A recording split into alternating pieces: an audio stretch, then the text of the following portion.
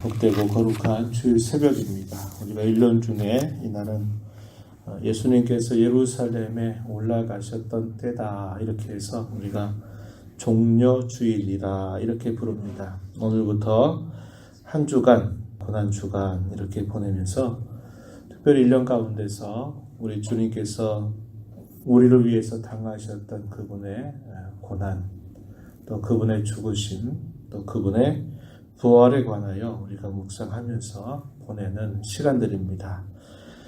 복음서를 다시 읽어가면서 주님께서 옛적에 공생의 마지막 이 한 주간을 어떻게 하루하루 보내셨는가를 또다시 우리가 묵상하면서 주님이 저와 여러분에게 베풀어 주신 그 은혜가 어떠한지를 또 되새기고 우리의 신앙의 걸음을 다시 한번 점검해서 주님을 더욱 사랑하고 섬겨가는 그런 귀한 은혜가 있기를 바랍니다.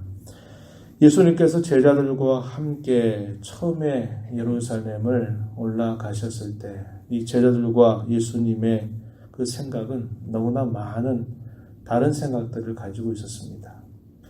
예수님께서 예루살렘에 올라가시기 전에 정확하게 성경의 기록을 보면 세 차례에 걸쳐서 내가 예루살렘에 올라가면 내가 종교 지도자들에 의해서 어려움을 당할 것이고 고난을 받으며 내가 죽게 될 것이다. 그러나 사흘 만에 내가 다시 살아나겠다라고 하는 말씀을 공식적으로 알려주셨습니다.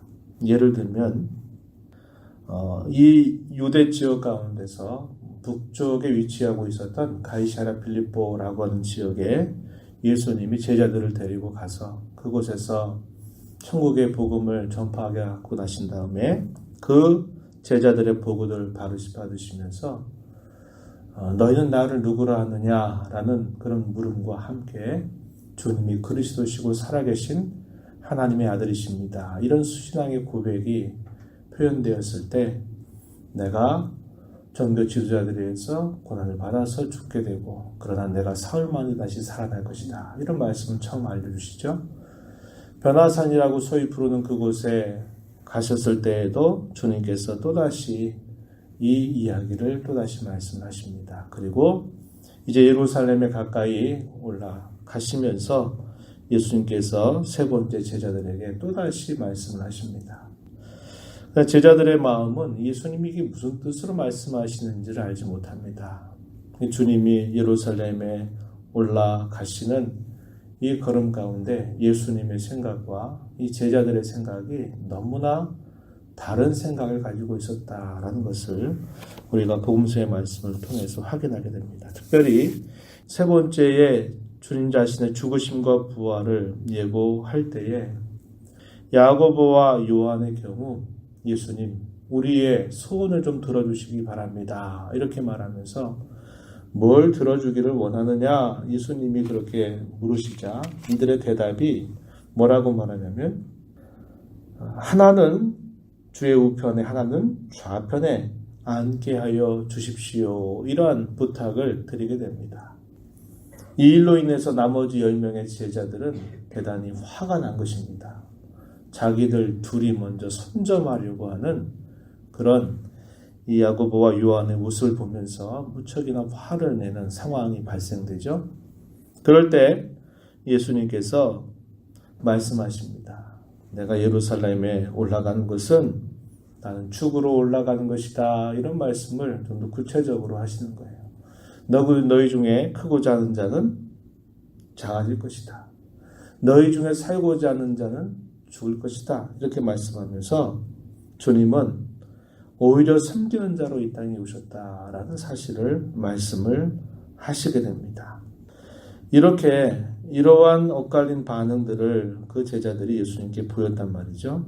그래서 처음에 그들이 예루살렘에 올라가서 주님과 함께 보냈던 이 마지막 이 시간들은 참으로 주님의 마음을 전혀 헤아리지 못하는 그들의 모습이었다는 것을 복음서는 아주 낱낱이 보여주고 있습니다. 근데 이 복음서의 말씀이 바로바로 기록이 된 말씀들이 아닙니다. 이 복음서가 기록이 된 것은 예수님께서 실제적으로 예루살렘에 올라가시고 십자가에 죽으시고 부활하시고 난 다음에 적어도 20년, 30년에 혹은 30년 이런 정도의 시간이 지나고 난 다음에 이 복음서가 기록이 됩니다. 우리가 있는 이 마가복음서도 예수님이 현장에서 계속 이 말씀이 기록된 게 아니라 이때에는 자기들도 예수님이 왜 예루살렘에 올라가시는지, 예수님이 도대체 왜 저런 일들을 행하시는지, 예수님이 왜 저런 말씀을 하시는지를 이해하지 못합니다. 그저 자기들의 생각 가지고, 자기들이 기대 가지고 예루살렘에 따라 올라간 겁니다. 뭔가 큰 좋은 일이 있을 것이다, 이런 생각 가지고 올라간 것이에요. 그러나 그들이 보였던 그들의 태도는 결국은 다 주님을 배반하고 떠나가는 걸음을 보이게 된 것입니다. 그래서 그들이 훗날에 이 기록된 복음서, 한 30여 년 시간이 지난 다음에 이 복음서가 기록된 것을 봤을 때 뭐가 떠오를까요? 그래, 그때 우리는 예수님의 마음을 하나도 알지 못했지. 예수님의 생각은 이런 것이었는데 우리는 전혀 엉뚱한 생각을 하고 그때 예루살렘에 함께 올라갔었지. 이런 생각을 하면서 자신들의 모습을 돌아보고 내가 예수를 믿고 따른다고 하는 게 무엇인가를 그들은 깊이 되뇌이는 시간들이 되었을 겁니다. 우리가 또다시 이 한 주간 예수님의 행적을 따라가면서 하루하루 말씀을 보게 될 것인데 그러한 주님의 마음을 잘 헤아리면서 내 신앙걸음이 주님이 기대하시는 것과 너무나 다르게 가고 있는 것은 아닌지를 잘 돌아보면서 우리의 신앙이 이 기회를 통해서 또 다시 새롭게 세워지는 계기가 되기를 바랍니다. 오늘 우리가 읽은 이 말씀의 내용은 예수님께서 예루살렘에 올라가신 것에 관한 기록을 우리에게 전달해 주고 있습니다. 이 말씀은 4개의 복음서 모두 다 기록을 하고 있는데 마태복음 21장에서 또 누가복음에서는 19장에서 요한복음 12장에서 이 부분에 대해서 기록을 해주고 있습니다. 예수님의 이 죽으심 그리고 예수님의 부활에 대한 기록은 성경의 전체 계시 가운데서 가장 밝게 빛나고 있는 부분입니다. 왜 그럴까요? 우리 구원의 전부가 여기에 집중되고 있기 때문에 그러합니다. 그래서 대단히 상세하게 있었던 일들을 우리에게 기록을 해주고 있습니다. 감람산 벳박에 그리고 베다니 예루살렘에서 멀지 않은 곳입니다. 아주 가까운 곳에서 예수님께서 제자들에게 말씀하시던 중에 2 사람을 불러서 그 2 제자에게 주님이 부탁하십니다. 맞은편 마을로 가서 어린 나귀 새끼를 끌고 오너라 이렇게 말합니다. 그러면서 누가 묻거들랑 주님이 쓰시겠다 이렇게 대답해라. 그래야면 그가 보내줄 것이다 이렇게 말씀합니다. 누가 이렇게 보냈는가에 대해서 복음서에서는 그 이름을 알려주지 않습니다. 그러나 적어도 그는 주님을 알고 섬기는 자가 아니었겠는가 이런 생각을 하게 되죠. 예수님께서 그렇게 말씀하신 대로 2 제자가 가서 어린 나귀 새끼를 끌고 오려고 할 때 예수님이 하라고 하신 대로 그대로 말씀하니까 그 말을 들었던 사람이 허락을 하게 됩니다. 그리고 그 어린 나귀 새끼를 이제 예수님께로 끌고 오게 됩니다. 제자들은 자신들의 겉옷을 벗어서 나귀의 안장으로 삼아서 예수님을 그 나귀 위에 타도록 하고 많은 무리들이 예수님의 앞과 뒤를 수행하면서 자신들의 겉옷을 벗고 또 그들이 들에서 벤 나무가지, 이게 소위 종려나무를 뜻합니다. 이 나무가지를 그들이 길에 쭉 펼쳐 놓으면서 예수님이 나귀를 타고 가는 그곳을 향하여 제자들과 많은 무리들이 그 예루살렘에 함께 올라가게 됩니다. 이것은 당시의 제자들뿐만 아니라 많은 유대인들이 봤을 때는 이제 예수님이 예루살렘에 올라간다라고 하는 것은 마치 당시에 로마의 장군들이 싸움에서 승리를 하고 개선장군으로 이 로마를 방문한 것과 같은 그런 상황을 생각했을 겁니다. 예수님께서 함께하는 곳곳마다 기적이 나타났고 예수님이 가르치는 전하는 곳곳마다 수많은 사람들이 항상 예수님의 곁에서 그분의 말씀을 들었던 그 사람들이 이제 예루살렘에 그 예수님이 올라간다고 하는 소식을 알고서는 수많은 사람들이 그 예수님이 올라가는 그 모습을 지켜보면서 사람들이 환호하고 또 사람들이 함께 찬송하는 그런 모습을 보여주고 있습니다. 무리들이 이렇게 외치고 있습니다. 오늘 우리가 읽은 본문 9절과 10절 말씀에 보면은 호산나 찬송하리로다 주의 이름으로 오시는 이여 찬송하리로다 오는 우리 조상 다윗의 나라여 가장 높은 곳에서 호산나. 계속적으로 그들이 예루살렘에 나귀 타고 입성해 가시는 예수님의 앞과 뒤를 수행하면서 한 목소리로 그들이 찬송했던 그 내용입니다. 호산나 다윗의 자손이여 호산나 다윗의 자손이여 가장 높은 곳에서 호산나 호산나 이렇게 외치면서 예수님이 천천히 이 예루살렘으로 올라가시는 모습에 동참하고 있는 겁니다. 이 호산나라고 하는 말의 의미는 여호와여 구원하소서라는 뜻을 가지고 있는 그 뜻입니다. 그런데 예수님께서 이렇게 나귀를 타고 올라가신 이 일들은 갑자기 하신 일이 아니라 성경에 이미 예언되었던 그 말씀을 따라서 하신 일임을 성경이 가르쳐 주고 있습니다. 예를 들면 시편 118편 25절 26절 말씀에 보면은 이런 말씀이 있습니다. 여호와여 구하옵나니 이제 구원하소서. 여호와여 우리가 구하옵나니 이제 형통하게 하소서.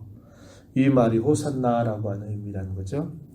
여호와의 이름으로 오는 자가 복이 있으며 우리가 여호와의 집에서 너희를 축복하였도다. 옛적의 시편 기자를 통해서 예언했던 그 말씀에 따라서 무리들이 그렇게 예수님을 향해서 호산나 호산나 환호하면서 함께 한다는 것을 보여주고 있는 겁니다.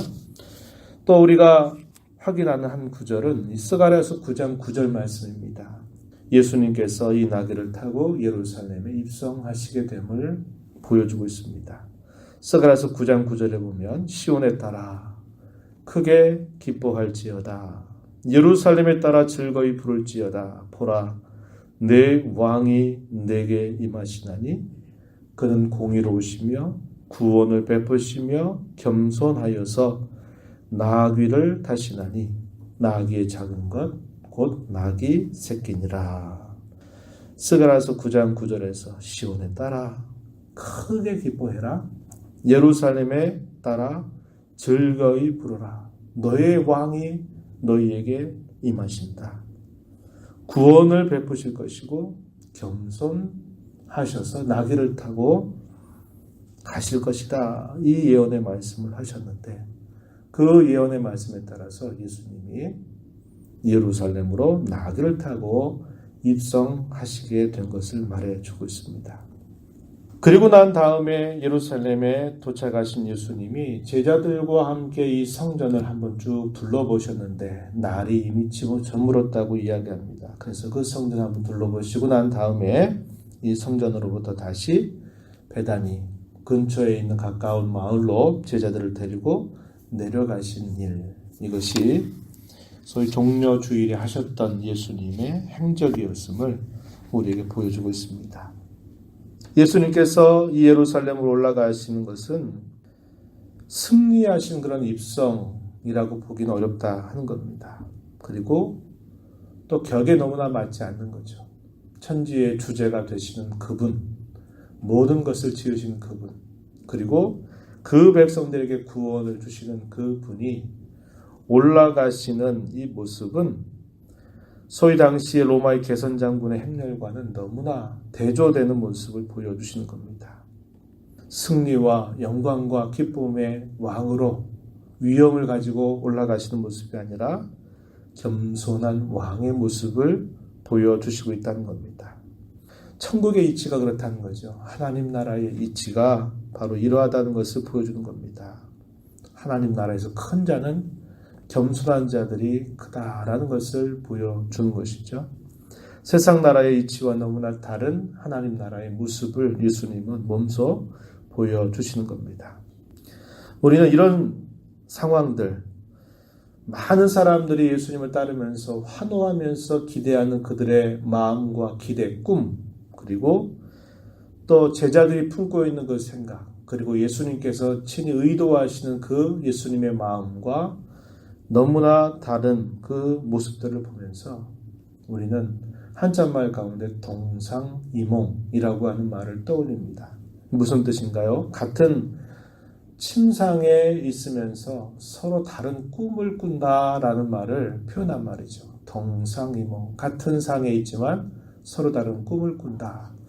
똑같이 예루살렘으로 올라가는 많은 사람들이 예수님이 말씀하신 것과 전혀 다르게 자기들이 원하는 기대를 가지고 자기들이 생각하고 있는 그 꿈을 꾸면서 예수님을 따라 올라가면서 호산나 호산나 하고 있다라고 하는 겁니다.